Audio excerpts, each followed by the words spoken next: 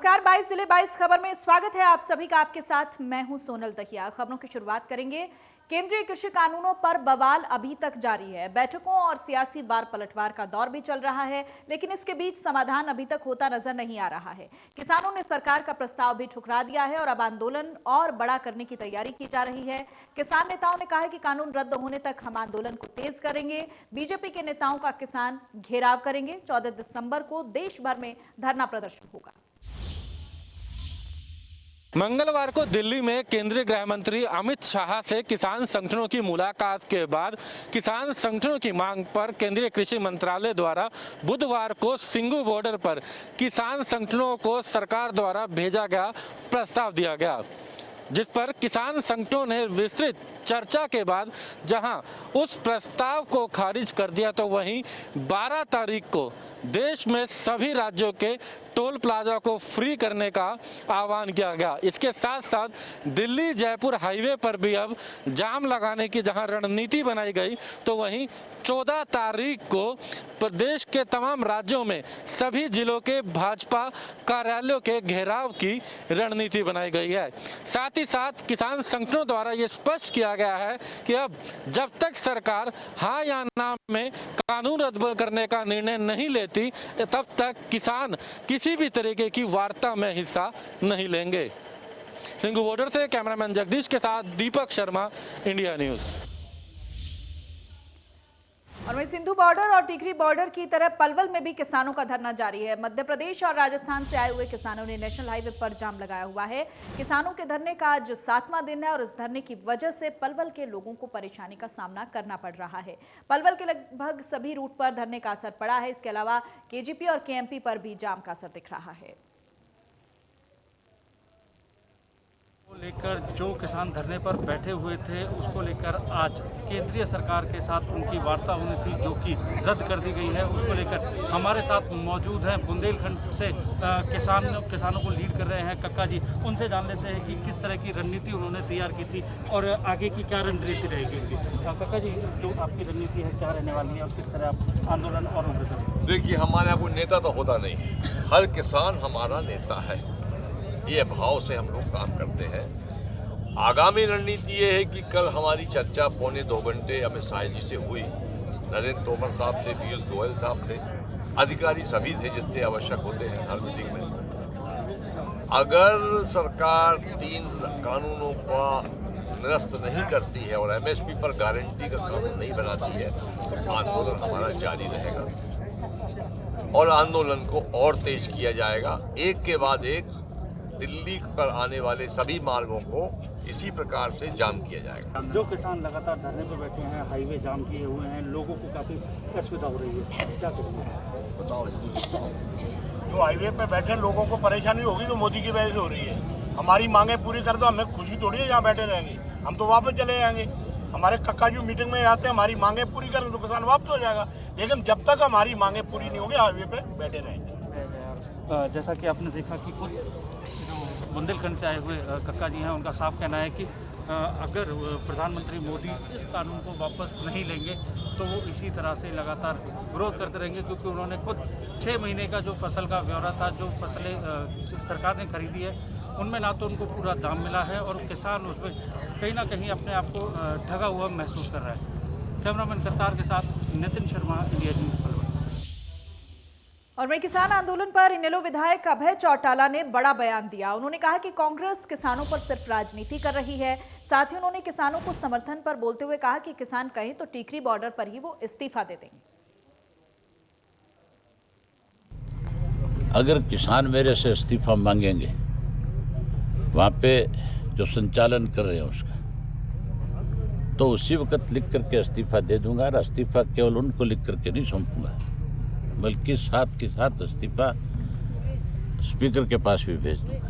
मैं चौधरी देवीलाल का पोता हूँ और चौधरी देवीलाल ने, आपको तो शायद नहीं पता होगा, लेकिन जो पुराने पत्रकार हैं वो इस बात को जानते हैं। उन्होंने मुख्यमंत्री के पद को, मोरारजी देसाई ने जब उनको चरण सिंह की रैली में जाने से रोकने की बात कही थी, तो उस वक्त मुख्यमंत्री के पद को ठुकरा करके कि मैं किसान का बेटा पहले और मुख्यमंत्री बाद में हूँ, मेरे लिए विधायक का पद क्या मायना रखता है। किसान की लड़ाई के लिए मुझे अपना शरीर त्यागना पड़े तो भी उस लड़ाई में उनके साथ खड़ा हूँ। वो राजनीति कर रहे हैं। अगर कांग्रेस के लोग किसान की मदद करना चाह रहे थे तो फिर 100 से ज़्यादा इनके मेंबर पार्लियामेंट, राज्यसभा के और पार्लियामेंट के मेंबर हैं। फिर उनको लेकर के राहुल गांधी महात्मा गांधी के उस शांति वन में जाकर के बैठ जाता या इंडिया गेट पे बैठ जाता। केवल अखबारों में बयान देने से कोई किसी की मदद नहीं कर पाता। कोई वहाँ बैठ करके रोटियां अगर सेक के फोटो खिंचा करके ये कहे कि मैं किसान की मदद करने आया हूँ तो केवल राजनीति है। किसान की मदद कैसे हो ये कांग्रेस वाले क्या जानते। कांग्रेस ने तो किसान को सदा कमजोर किया है। कांग्रेस और बीजेपी दोनों की एक सोच है कि इस देश का जो मतदाता जो तुम्हें सरकार सौंपता है बना करके उसको। और वहीं यमुनानगर में लव जिहाद का मामला सामने आया है। युवती ने एक युवक के खिलाफ बलात्कार का मामला दर्ज करवाया है। सानू निकला शाहरुख।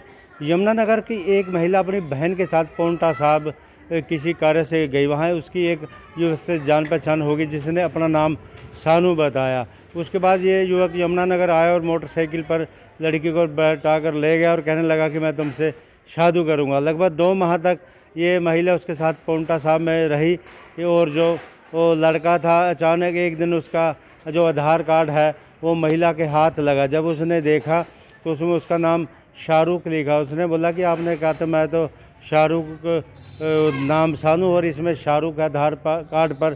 तो उसने कहा कि हम तो जो है वही है लेकिन हम आपकी जाति के नहीं तो इसलिए हम आपसे शादी नहीं करेंगे। उसने जो है उससे शादी करने से मना कर दिया। महिला ने इसकी जो शिकायत है महिला थाना दर्ज करवाई और अपने परिवार को बताया। SHO सोमवती ने कहा कि उनके पास शिकायत आई है कि एक सानू नाम के व्यक्ति ने जिसका असली नाम शाहरुख था उसने अपनी जाति और धर्म छुपाकर महिला के साथ जो है शारीरिक शोषण किया है और बाकी उन्होंने जो मामला दर्ज कर लिया है। इसके अलावा SHO सोमवती ने बताया क्योंकि आजकल साइबर क्राइम काफ़ी बढ़ गए हैं। बच्चियां और महिलाएं यदि फेसबुक व्हाट्सएप कुछ भी यूज करती हैं तो हर चीज़ से पहले जानकारी लेनी चाहिए, कहीं ऐसा न हो कि किसी के साथ धोखा हो जाए। यमुनानगर से देवीदास शारदा, इंडिया न्यूज़ हरियाणा।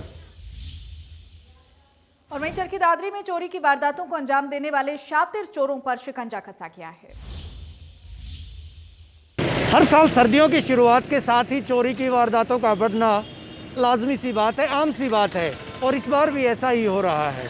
चरखी दादरी जिले के बोंदकला थाना क्षेत्र में ऐसी ही चोरी की कई वारदातों को अंजाम दिया गया था और इस बात से चिंतित चरखी दादरी के पुलिस अधीक्षक विनोद कुमार के द्वारा एक टीम गठित की गई। टीम की जिम्मेवारी तय की गई कि जल्द से जल्द चोरी की वारदातों का खुलासा किया जाए। कप्तान सिंह के नेतृत्व में एक टीम जो गठित की गई थी उसके द्वारा लगातार छापेमार कार्रवाई की गई और बोंदकला के अलावा और दूसरे इलाकों से चोरी की जिन वारदातों को अंजाम दिया गया था उनका अब धीरे धीरे पटाक्षेप किया जा रहा है। दरअसल सोनीपत के गोहाना क्षेत्र के लाठ गांव के मंजीत को पुलिस के द्वारा दबोचा गया है जो कि चरखी दादरी जिले के सांवड़ इलाके में सांवड़ गाँव में आया हुआ था। उससे गहनता से पूछताछ की गई, उसके साथियों को भी गिरफ्तार किया जा रहा है। पुलिस को चोरी की कई वारदातों में इनकी संलिप्तता होने की बात सामने आई है। कुछ इस तरह की जानकारी पुलिस को मिली है। गहनता से छानबीन की जा रही है और छानबीन में ये बात खुलकर सामने आई है कि चोरी की आधा दर्जन वारदातों को इन शातिरों के द्वारा कबूला गया है। बहरहाल पुलिस की तफ्तीश जारी है। चरखी दादरी से सहयोगी अनिल लहरी व वीडियो जर्नलिस्ट सुमित अवस्थी के साथ Ravi Jangra, India news.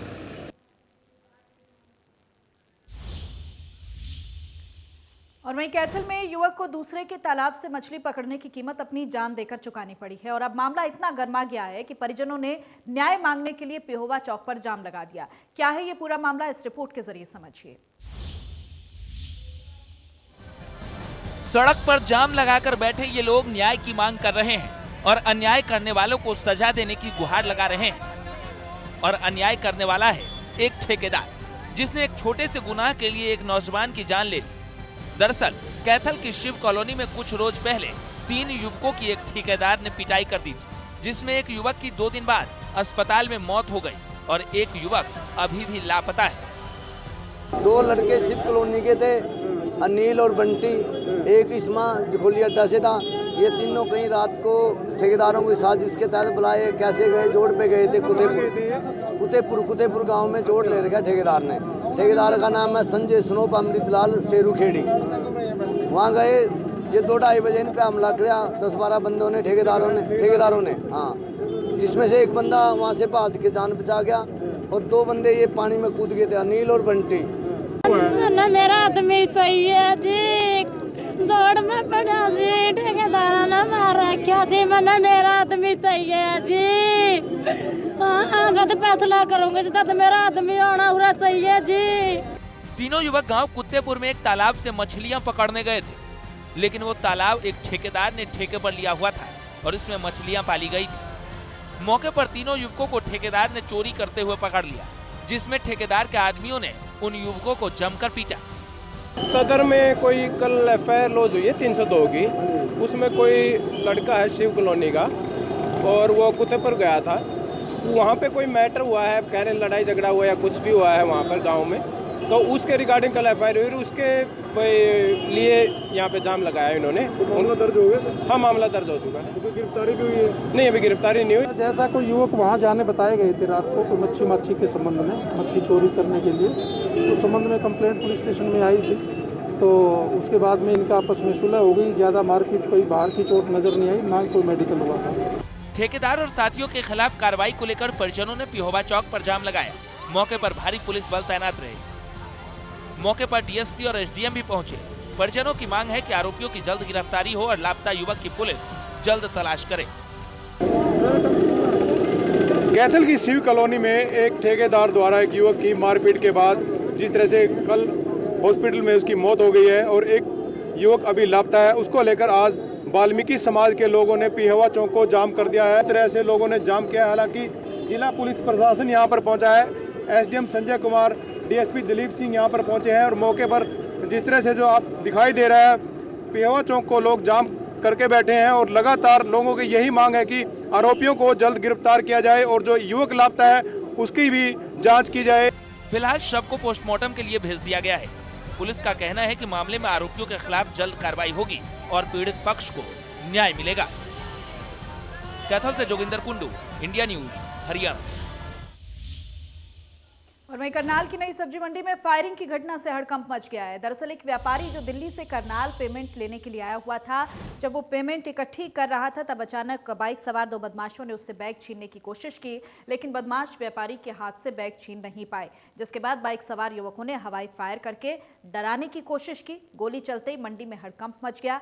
Bike सवार युवक लूट की वारदात को अंजाम देने में नाकाम साबित हुए, जिसके बाद वो मौके से फरार हो गए। इस घटना की सूचना मिलते ही पुलिस और सीआईए की टीम मौके पर पहुंची और उन्होंने जांच शुरू कर दी। आसपास दुकानों पर लगे सीसीटीवी कैमरों को भी खंगालने की कोशिश जारी है। इस घटना के बाद मंडी के व्यापारियों में डर का माहौल है। करनाल की नई सब्जी मंडी में उस टाइम हड़कंप मच गया जब वहां पर 2 फायरिंग हुई। फायरिंग होने के बाद पता चला कि एक दिल्ली के व्यापारी को 2 बाइक सवार लूटने की फिराक में थे और प्रयास किया लूटने का, और इसी को लेकर उन्होंने फायरिंग की। दिल्ली का व्यापारी यहाँ पर उगराही करने आया था, उसके पास लाखों रुपए की उगराही की हुई थी। कहीं ना कहीं रेकी की और रेकी के चलते 2 युवकों ने, नकाबपोश युवकों ने उस पर फायरिंग करने के बाद फरार हो गए। फिलहाल लूट का प्रयास किया गया और हवाई फायर करने के बाद दोनों वहाँ से फरार हो गए। इसकी सूचना मिलते ही पुलिस मौके पर पहुंची, सीआईए की टीम में मौके पर पहुंची और तलाश शुरू कर दी। फिलहाल पुलिस सीसीटीवी खंगालने का काम कर रही है ताकि दोनों युवकों का पता चल पाए, कोई भी आइडेंटिफिकेशन उनकी मिल पाए। इसी को लेकर सीसीटीवी खंगाले जा रहे हैं। करनाल से केसी आर्य, इंडिया न्यूज। और वहीं गुरुग्राम में कॉल सेंटर की आड़ में ठगी करने वालों पर शिकंजा कसा गया है। गिरोह अमेजॉन सिक्योरिटी सपोर्ट सर्विस देने के नाम पर धोखाधड़ी करते हुए अमेरिकी मूल के लोगों के साथ ठगी की वारदात को अंजाम देता था।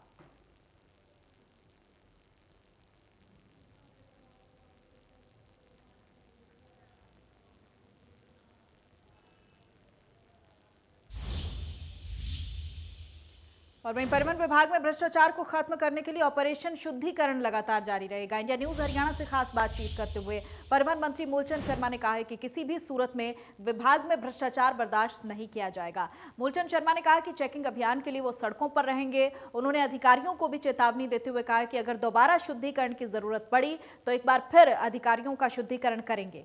मूलचंद शर्मा ने कहा कि उनके पास ईमानदार अधिकारियों की लंबी लिस्ट है। अभी अधिकारियों को विभाग में भ्रष्टाचार खत्म करने के लिए 2 महीने का वक्त दिया गया है।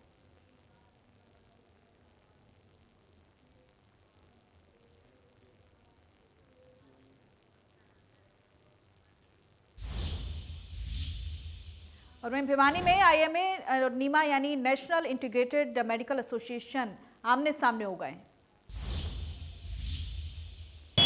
चिकित्सकों के संगठन नीमा यानी नेशनल इंटीग्रेटेड मेडिकल एसोसिएशन ने आईएमए द्वारा 11 दिसंबर की प्रस्तावित हड़ताल की कड़ी शब्दों में निंदा करते हुए कहा है कि आईएमए आधुनिक चिकित्सा पद्धति पर अपना मालिकाना अधिकार होने की बात कहती है, ऐसा व्यवहार कर रही है जो कि कतई सही नहीं है। उन्होंने कहा कि 5000 साल पुराने सुश्रुत संहिता सरीखे ग्रंथों में भी सर्जिकल प्रक्रिया का उल्लेख किया गया है और कोई भी बीएमएस करने से पहले नीट की परीक्षा के बाद 4.5 साल तक डिग्री और उसके बाद कहीं ना कहीं सर्जिकल प्रक्रिया के लिए डिप्लोमा करता है, डिग्री करता है। तो निश्चित तौर पर ऐसे लोग भी यानी आईएमएस और पोस्ट आईएमएस सर्जिकल प्रक्रिया करने के अधिकारी हैं। ऐसे में आईएमए को भ्रामक प्रचार करने से बचना चाहिए और नीमा इसी समर्थन में सामने आई है। नीमा ने कहा है कि केंद्र सरकार के द्वारा जो निर्णय लिया गया है प्रमाणीकरण किए जाने का, वो बेहद सही है और वो सरकार का हर लिहाज से समर्थन भी करते हैं। उन्होंने कहा कि कोरोना काल में जिस तरह से आईएमए के द्वारा राष्ट्रव्यापी हड़ताल का ऐलान किया गया है कतई सही नहीं है, वो इसका विरोध करते हैं। 11 तारीख की हड़ताल के दौरान उन्होंने कहा कि आईएमए की हड़ताल रहेगी लेकिन नीमा के बैनर तले तमाम चिकित्सक न केवल निःशुल्क सेवाएं देंगे बल्कि ओपीडी भी निःशुल्क रखी जाएगी। साथ ही कहा कि उस दिन पीला रिबन बांधकर वो सेवाएं देंगे। वीडियो जर्नलिस्ट सुमित अवस्थी के साथ रवि जांगड़ा, इंडिया न्यूज हरियाणा। और वहीं टोहाना के किसानों को केंद्र और प्रदेश सरकार ने सौगात दी है। ट्यूबवेल कनेक्शन के लिए किसानों को अब एनओसी नहीं लेनी होगी। मंत्रालय ने संबंधित विभागों को नोटिफिकेशन जारी किया है। किसानों ने सरकार का आभार जताया। पिछले 7 साल से किसान एनओसी के लिए परेशान थे। टोहाना और फतेहाबाद जिले को डार्क जोन बताया गया, जिसके चलते किसानों को ट्यूबवेल कनेक्शन के लिए एनओसी लेना पड़ता था। कई गांवों के किसानों ने पूर्व बीजेपी प्रदेश अध्यक्ष सुभाष बराला से समस्या के बारे में बताया। बराला ने सीएम और केंद्रीय जल मंत्री से मुलाकात की और किसानों की बात रखी।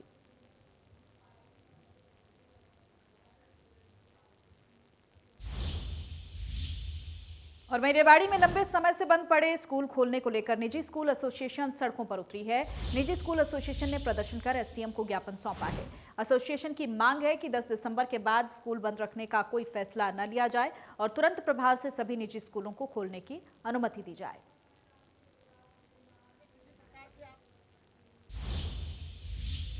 और वहीं नरवाना में कोरोना का कहर देखने को मिला है। कॉलेज की 2 छात्राओं सहित 12 लोग कोरोना पॉजिटिव हो गए हैं।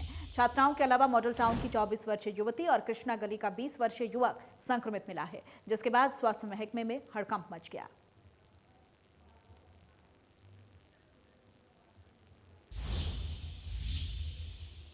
और वहीं अंबाला में धुंध देखने को मिली, जिससे सुबह की सैर करने वाले लोगों के चेहरे खिल उठे, लेकिन धुंध के कारण विजिबिलिटी काफी कम हो गई। वाहनों की रफ्तार पर ब्रेक लगता नजर आया। कई दिनों से शहर में ठंड में बढ़ोतरी देखने को मिल रही है। हालांकि दिन में गर्मी महसूस की जा रही थी, जिस कारण लोगों ने अभी ज्यादा गर्म कपड़े भी नहीं निकाले थे। लेकिन आज जब लोग सुबह उठे तो पूरा शहर घने कोहरे के आगोश में था। घना कोहरा पड़ने से लोगों ने गर्म कपड़े भी पहन लिए और खासकर सुबह की सैर करने वाले लोगों ने इसका पूरा आनंद लिया।